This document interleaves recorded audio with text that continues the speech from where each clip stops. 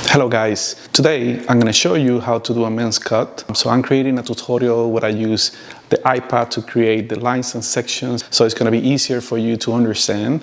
But also I'm going to show you what I do during this stay at home time. So let's do some delicious green juice and then we're going to do the haircut. So hope you enjoy. Yeah.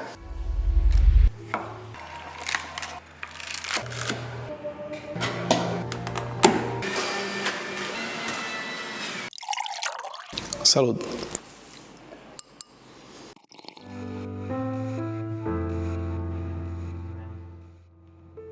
So here and here, this is going to be my guideline, and from there I'm going to be working here, here, and here. I'm going to be in a different color. It's going to be blue, and then again following the center, which is going to be my guideline.